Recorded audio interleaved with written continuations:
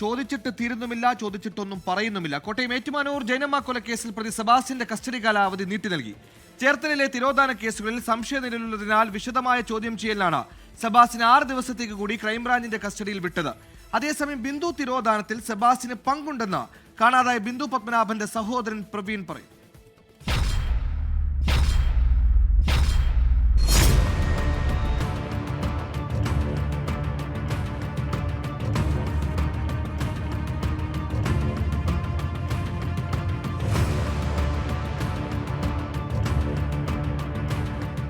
ഏഴ് ദിവസത്തെ കസ്റ്റഡി കാലാവധി ഇന്ന് അവസാനിച്ചതോടെയാണ് സെബാസ്റ്റ്യനെ വീണ്ടും കോടതിയിൽ ഹാജരാക്കിയത്. കൂടുതൽ ചോദ്യം ചെയ്യലിന് കസ്റ്റഡിയിൽ വേണമെന്ന ക്രൈംബ്രാഞ്ച് ആവശ്യം ഏറ്റുമാനൂർ 1-ാം ക്ലാസ് മജിസ്ട്രേറ്റ് കോടതി അംഗീകരിച്ചു. വൈദ്യസഹായം ലഭിക്കുന്നുണ്ടെന്നും പോലീസ് ഉപദ്രവിച്ചിട്ടില്ലെന്നും സെബാസ്റ്റ്യൻ കോടതിയിൽ പറഞ്ഞു. അഭിഭാഷകനെ നിയമിക്കാൻ കുടുംബത്തെ ബന്ധപ്പെടാൻ അനുവദിക്കണമെന്നും സെബാസ്റ്റ്യൻ ആവശ്യപ്പെട്ടു. ഇത് കോടതി അംഗീകരിച്ചു. കുറ്റസമ്മതം നടത്തുന്നില്ലെങ്കിലും സെബാസ്റ്റ്യനെതിരെ വ്യക്തമായ തെളിവുകളുണ്ടെന്നാണ് അന്വേഷണ സംഘം പറയുന്നത്.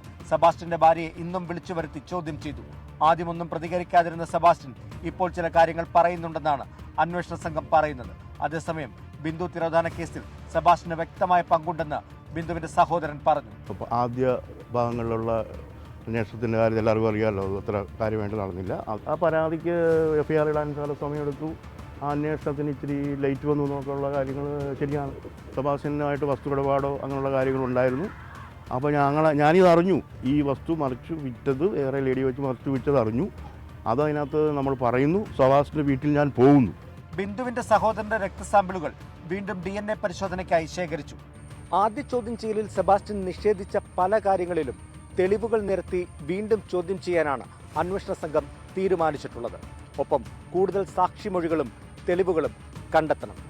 എന്തായാലും ജൈനമ്മ തിരോധാന കേസിൽ ഈ 7 ദിവസം കൊണ്ട് നിർണായക നീക്കങ്ങൾ നടക്കുമെന്ന് തന്നെയാണ് ലഭിക്കുന്ന വിവരം.